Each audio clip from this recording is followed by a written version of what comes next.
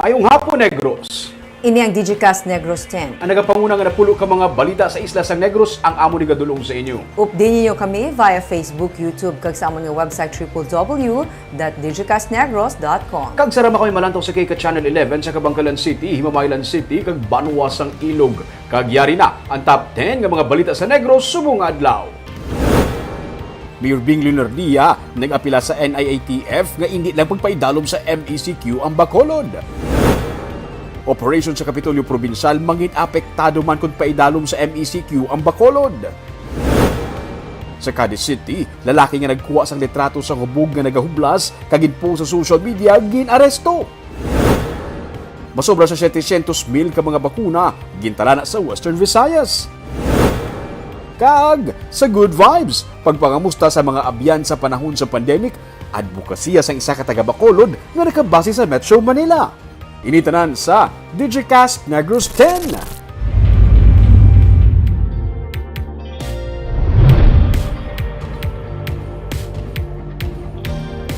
Sa number 10, nag-aapela sa karon sa publiko ang Department of Health nga maghatag sang dugo agud makabulig luwas sang kabuhi. Ang mga restrictions nga ginpatuman bangod sang pandemic ang nagresulta sa paglubos ng kadamuon sang blood units halin sa 97,421 sang 2019 nangin 83,088 na lang sang 2020. Sunod sa DOH Region 6, ginasaulog ang National Blood Donors Month sining nga bulan sang Hulyo sa pihak sang pandemic. Importante kung tani nga makapatigayon sang mobile blood donation activities para may nagakaigo nga supply sang dugo. Ugaling hindi na makapatigayon sang sining nga aktibidad kay hindi pwede ang mass gathering. Kag ang rollout sang bakuna ang nagalimita man sa pwede makadonate dugo kay ang mga makadonate dugo ang dapat wala na bakunahan sa sulod sang 28 ka adlaw. Gani nag-aapela na lang ang DOH sa publiko nga magmansig-mansig donate dugo para may magamit ang mga nagakinahanglan.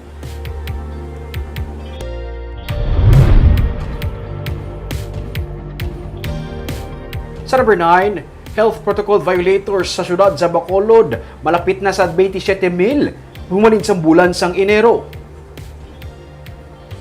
Bisan pa napaidalom na sa General Community Quarantine o kung GCQ ang Bacolod o kung mas estrikto ang community quarantine para yun sa gihapon na pagdamo sa mga health protocol violators. Sa bugos ka bulan sa Hulyo tubtub Hulyo 11, nag-record na Bacolod City Police Office ang 7,513 tanan ka mga violators. Kalamanan ng mga violation amo ang hindi pag-ukon wala nagasuksok sa face mask hanggang paglapas sa curfew. Humalin Enero 1, naglabot na tanan sa 26,921 ang nadakpan sa BCPO nga mga nag-violate sa health protocols.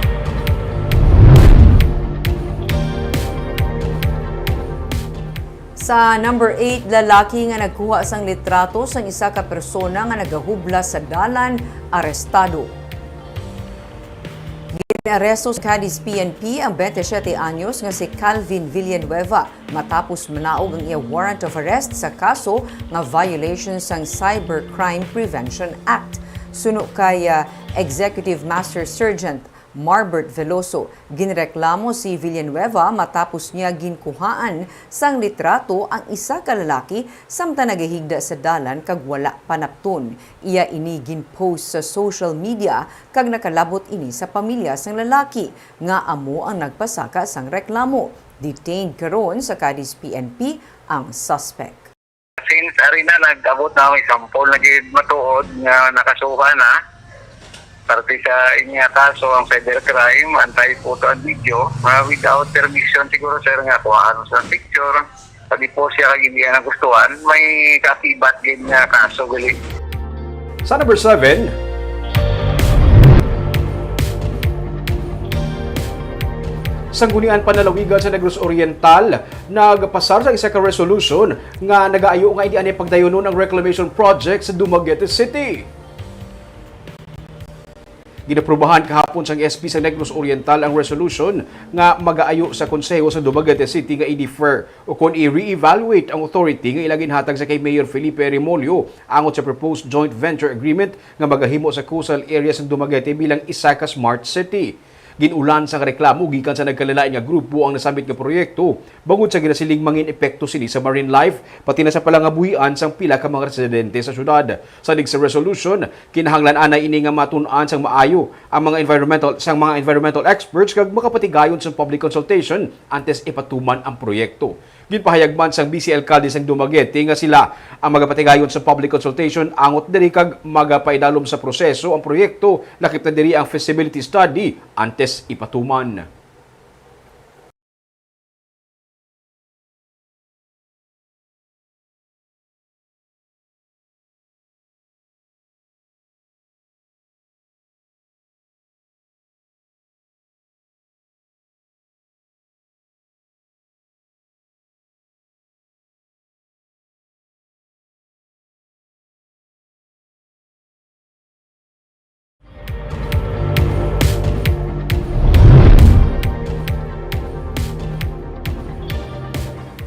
Sa number 6, bago nga kaso ng COVID-19 sa Negros Oriental kag Occidental kag Bacolod, double digit na sa karon.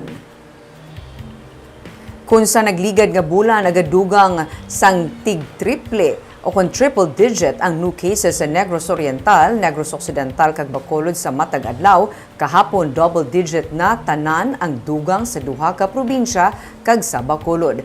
Ang Negros Oriental nga napaidalom sa Modified Enhanced Community Quarantine sa isa na kabulan ng kahapon may 44 ka kaso o kung bag-o nga kaso ng COVID-19 kag 40 ka new recoveries. Yara naman lang karon sa 1,388 ang active cases sa probinsya gikan sa masobra 2,000 sa nagligad nga bulan. Ginahulat pa karon sa provincial government sa Negros Oriental kung bala mag-downgrade ng community quarantine status sa probinsya. Samtang ang Negros Occidental ang may 66 ka bag-o nga kaso kahapon, 1,733 active cases sa karon ang probinsya. Samtang ang Bacolod City naman ang naga-double digit new cases daily humalin pa sang Hulyo 5. 41 kahapon ang dugang nga kaso sa Bacolod kag 79 new recoveries. 1,435 ang active cases sa Bacolod. Kabangdanan man nga nagapilang LGU nga indi na pag-ipaidalom sa MECQ ang syudad bangod sa nagapanaog nga kaso ng COVID-19.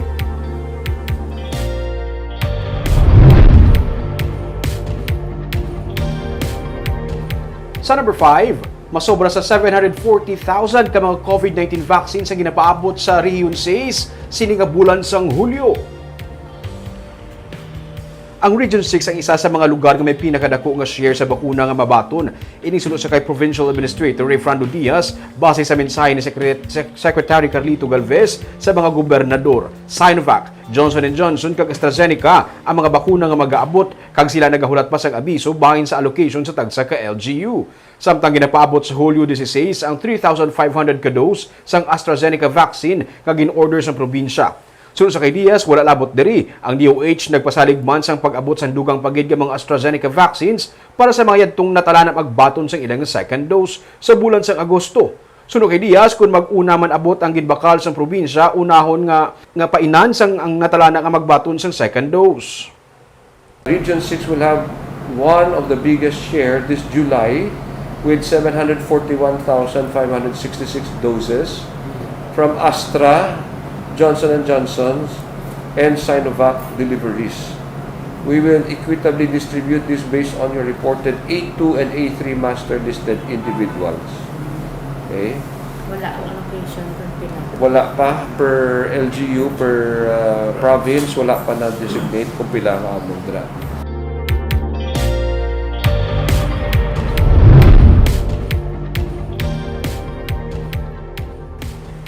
Sa number 4, masobra sa 1,000 ka mga negosyante, lakip na ilang mga empleyado ang sarang mabakunahan sa bag-o nga vaccination center sa syudad sa Bacolod. Hindi magdubo sa 200 kada adlaw ang sarang mabakunahan sa dugang nga bakuna center sang Federation of Filipino-Chinese Chamber of Commerce and Industry sa St. John's Institute sa Bacolod.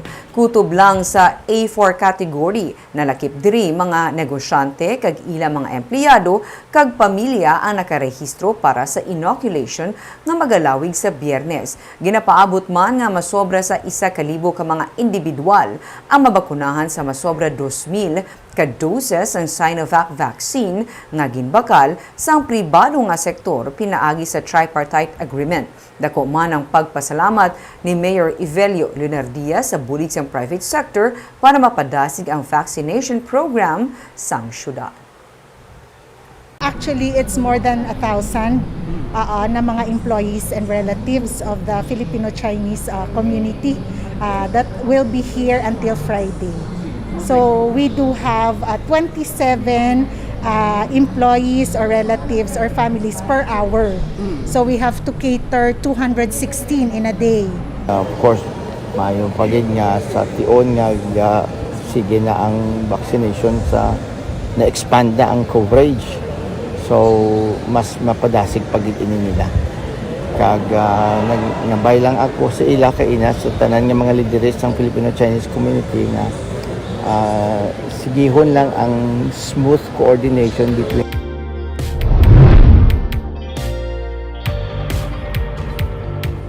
Sa number 3, hearing gintalanan na para sa opposition sa 3 ka mga persona batok sa application for voters registration ni 3rd District Congressman Albi Benitez.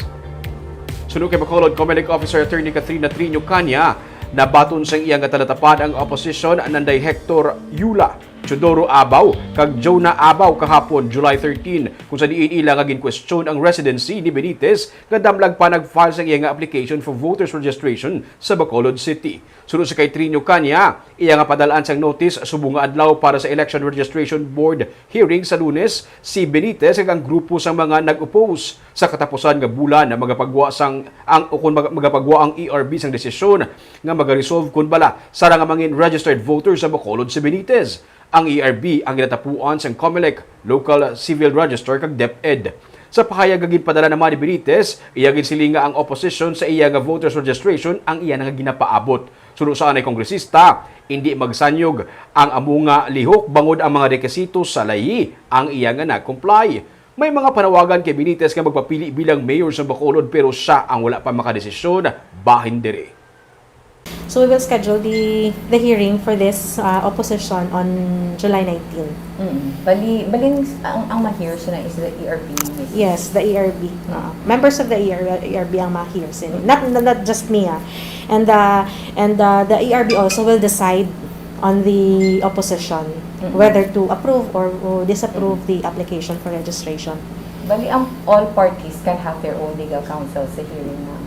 This one is summary man lang niya. Summary ang aton nga proceedings sa aton nga ERB. So ang requirement lang is ang aton nga opposition should be under oath. Sa number 2,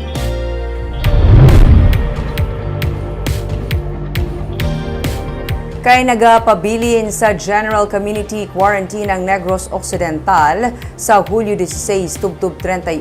Base sa rekomendasyon sa National IATF, hindi na kinahanglan pa nga magpagwa sang executive order si Negros Occidental Governor Eugenio Jose Lacson bahin diri. Suno kay Provincial Administrator Rayfrando Diaz, nagapabilin ang executive order sang gobernador tubtub pa sa katapusan sang bulan. Pero kung mapaidalom gidman sa Modified Enhanced Community Quarantine ang Bacolod City, may epekto ini sa gihapon sa Kapitolyo Probinsyal, ilabi na nga ang talatapan yara sa syudad sa Bacolod. Una nga ginalantaw amo nga sa MECQ, may mga negosyo nga ipasira kag may yara ini sang economic setback. Suno kay Diaz, ipaidalo man sa skeletal force ang mga talatapan sang gobyerno nga ginalantaw mag-aapekto sa mga approval kag pagpatuman sa mga proyekto bisan paggani sa mga benepisyo kag suweldo sang empleyado. Nagalaom si Diaz nga kung tani mangin parehos lang ang quarantine status sa probinsya kag Bacolod bangod mas maayo ini sa tanan. Nag-file na sang appeal ang Bacolod bahin sa MECQ recommendations sini. that will be difficult also for our employees in terms of their benefits, salaries, wages, basically maapektahan man. Aton nga suppliers, ang payment sa ila might also get affected. Approval of projects and implementation of projects might also be affected. So again, we are still praying for the best possible scenario that Negros and Bacolod will have the same classifications of quarantine status, which is GCQ.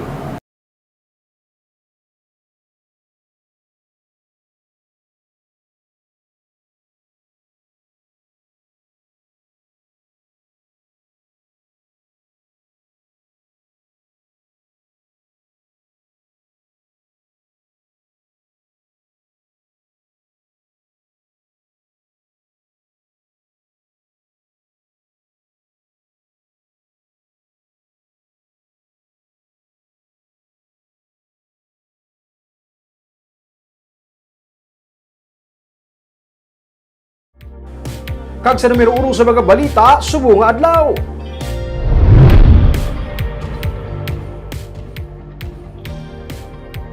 Alkalde sa Bacolod ang nag-apela sa IATF kay hindi lang pagdayunon nga ipaidalom ang syudad sa Modified Enhanced Community Quarantine.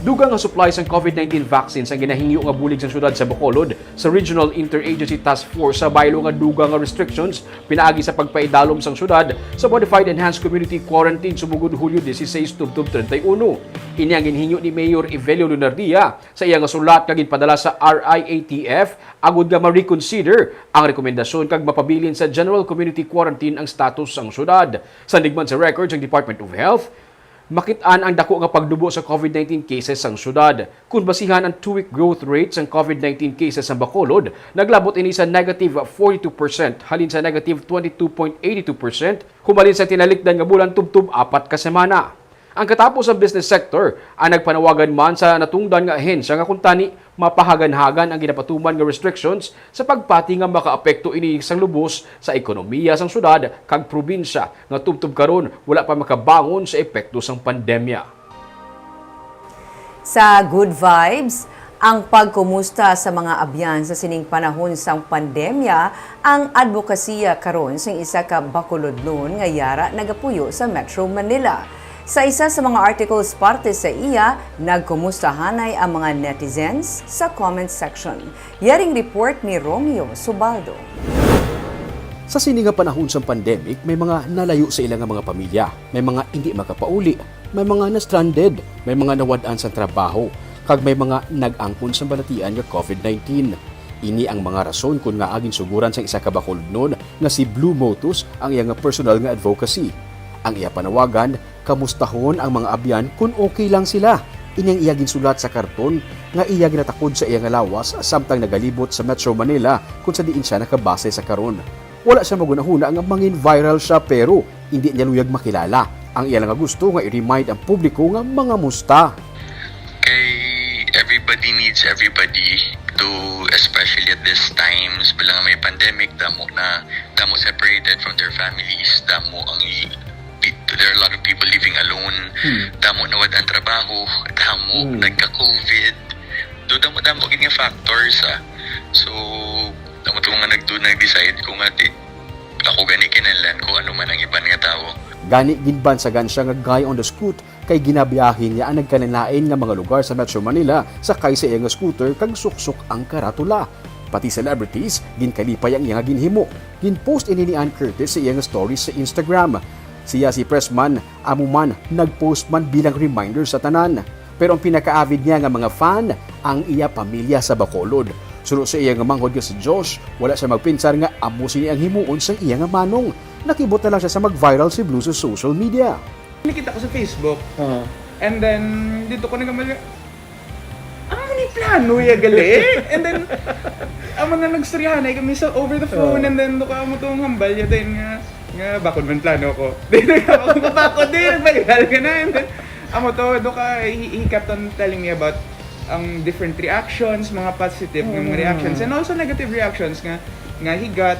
Bangod sang iya nga advocacy, na-feature siya sa pila ka mga news articles. Sa articles ng Philippine Star, hinali na lang nagkabustahanay ang mga bag-abyan sa comment section.